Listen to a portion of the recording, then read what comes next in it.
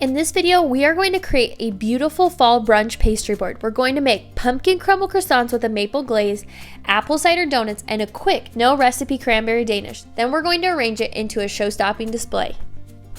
To make the pumpkin croissants, it is comprised of multiple components. You guys, these components come together so quickly though. So first of all is this pumpkin cream mixture, and you'll just throw it all in a bowl. It is almond flour and butter and egg and sugar and pumpkin pie spice and salt. And you just give it a mix until it is smooth and delicious. Then we have this syrup, and it is a simple syrup, truly. All I did was take water, heat it up in the microwave till it's boiling, add sugar, stir up till it was dissolved. I have a plate right here, and you can use a pastry brush. I like to use a dipping method, so I'll just dump this syrup into this shallow plate like so, and I might have to bring you guys down to see it. Okay, there it is. And then we have the crumble. The crumble is melted butter and flour and brown sugar, more pumpkin pie spice, pecans, salt. And that's that. And you guys, I'm just like rolling through these recipes by memory, so like the ingredients will all be down in the description box below with measurements and all of that, so don't worry about that. And then the croissants. And you guys, that's why I love this recipe, because it's so crazy quick. You don't have to bake these. You do want to use these as day old. Now you can use them fresh if you need to. It's better if you cut them open and just leave them out overnight. But here's how we put it together. Okay, to start, I'm gonna start with just a regular croissant, half day old, and I'm gonna dip it into my syrup, dipping both sides. And again, you can use a pastry brush. I prefer just to dip it. You do wanna move fast because it can start to absorb quite a bit. So taking the bottom of the croissant, I'm gonna set the top aside for a moment. I'm gonna come into my pumpkin mixture, and I'm gonna smooth probably about 2 tablespoons. It doesn't have to be a real exact amount, but something like that. You want a nice thick coat of this stuff. That looks good. And then I'm gonna put the top of my croissant on, and it's falling apart. No worries. This happens all the time, literally. And then gonna take just a dab more of my pumpkin mixture, and this is just to put a little topping on. It's kind of like the glue. So once I have that little smidge on there, then I'm gonna bring in my crumble. Now there's 2 ways you can do this, kind of depending on what's working for you. You can dip it in the crumble and pull it out, and then looking here, I would really like a little more crumble on it. So what I'm gonna do is I'm actually gonna just place some crumble on top of it and kind of pat it into this pumpkin. So don't need too much, but a good generous portion there. And there is a pumpkin crumble croissant. And I'm gonna put it on a parchment lined baking sheet. Croissants are assembled, and they're gonna go in the oven for about 15 to 20 minutes at 400 degrees Fahrenheit. Okay, so I'm gonna pull the croissants out of the oven, and they're all golden, and they're nice and crisped up. Whoop. And that is what they look like. To make the maple glaze drizzle, which you guys, one popular opinion on my Instagram, which I was pretty excited about because I kept going back and forth while I was at school all day. And then, yeah, you guys totally sealed the deal for me. So powdered sugar, heavy whipping cream, and then maple extract. You guys, this is my favorite, Crescent Mapeline. I've used other brands, and I do not like them as much. Although I was like reading, it's like, it's imitation maple extract. So maybe it's not anything special, but I really like it. Okay, and then I'm just gonna bring my whisk in here and whisk this till it's smooth. This is the reason I really like this extract, which maybe is a bad reason, but it has a beautiful maple color to it, which I'm sure is imitation as well, but it just like totally sells the maple. And you guys, if you could smell this, this stuff is potent. That's why I love it. But anyway, okay, and oh wow. Okay, so to finish off these pumpkin croissants, I'm just gonna bring in the maple drizzle. And you guys, I'm actually just using my whisk here to drizzle this on. Oh dear goodness. Look at that drizzle. You guys could totally put this in a piping bag, but I think it works just fine on the whisk. Oh, you guys, can you even? For the apple cider donuts, we're gonna start off with a dry mix, and I honestly forgot to film this part. All I did was throw all the ingredients in there, and so I'm just gonna give it a whisk, and it's baking soda, baking powder, flour, salt, pumpkin pie spice, and apple pie spice. We're really trying to season it for that apple pie type flavor. So yummy. So, you guys, this is basically like a quick bread. So you mix all the dries together and then all the wets together, and then you mix those two together. So dries, wets combined. So now moving to the wet, I have butter, melted butter in here.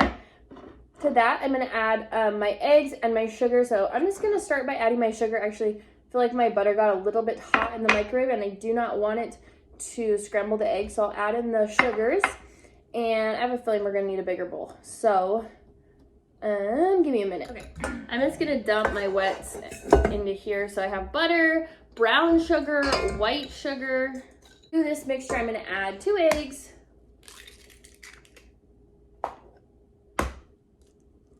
And then I also, before I add the last 2 really wet ingredients, I'm gonna quick give this a mix to smooth it out. Okay, so there is my brown sugar, eggs, sugar mixture. And to that, I'm going to add my reduced apple cider. And you guys, the way I made this is I took apple cider, put it on the stovetop, and then you just cook it and let it simmer so that a lot of the liquid comes off. So it was 2 cups of cider, and then I cooked it down until it was 2/3 cup of cider.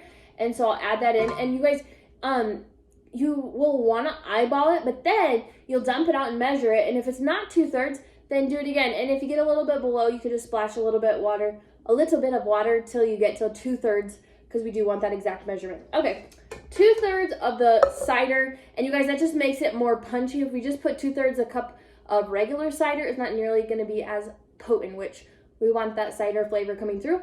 And then whole milk. And again, just mix. I have my wets and I have my dries, and now they just need to be combined. I am going to go this way with it. So I'm going to pour my wets, and I'm just going to kind of get it all wet as I pour it in. So less mixing is better when we're dealing with this quick bread type format, because we don't want it, we don't want to whisk this gluten for too long. We do want it combined. This is where we are right now. So I'm just whisking it until it comes together. And it's gonna come, oh boy. It's gonna come together pretty quick. You can see already we're making a lot of progress. So we do want to use as few strokes as possible. So we're not just mixing this for fun. We're just trying to get it all combined and smooth. It doesn't have to be perfectly smooth because it is a quick bread. Again, we don't want to over whisk it. So once you kind of see all those dry spots go away, whoa, we have a beautiful batter and we're ready to make donuts. So we need to transfer this into a piping bag or a gallon bag. It really doesn't matter. I would say probably a gallon bag, just so you have enough room, because there's quite a bit of batter here. And then we're gonna get donut pans. Now, if you do not have donut pans, you can use cupcake pans. You're just not gonna have donuts unless you like stick your fingers in them. So either way will work fine. Okay, so here are my donut pans, you guys. I got these at Walmart, and they have some big and some small. Again, if you don't want to buy a special pan or you don't have these pans, you can totally just use cupcake pans. So, or muffin pans, whatever you want to call them. I'm just going to give these a quick spray, and then I'm going to bring in the batter. So I have my batter in this Ziploc bag, and I'm just going to snip off a small corner.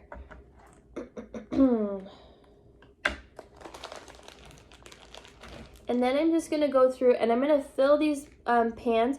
You only want to fill them about halfway full, so you don't want to go too crazy, or else they're going to overflow, just like a cupcake pan would.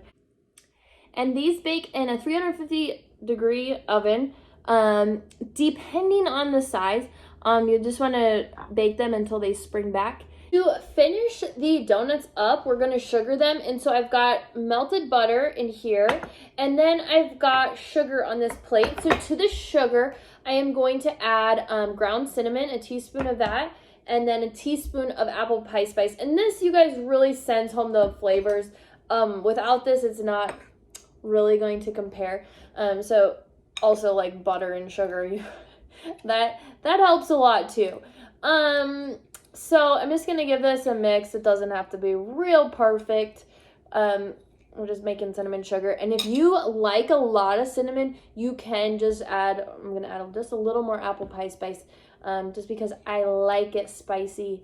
But it's all personal preference. And yeah, probably if you're making it for kids, they might not want any extra in. But anyway, we've got that mixed up. And so what I'm going to do is I'm going to take one of my donuts, and I have the big ones and the small ones, but I'm going to start with the big one. And I'm just going to give it a quick plunge into the butter and let it drip off.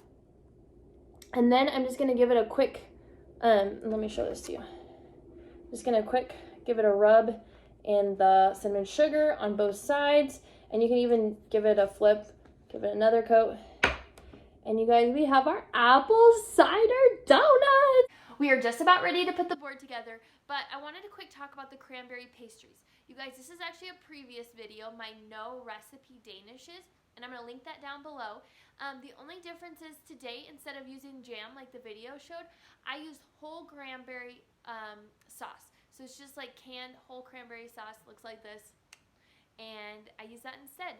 And so again, I'll link that video below. We have all these yummy pastries. Let's put this fall brunch board together. I start by placing the pumpkin croissants as they are the largest pastries and act as the anchor of the pause. So you guys can see me working biggest to smallest. That's one of my major principles when I'm building my boards.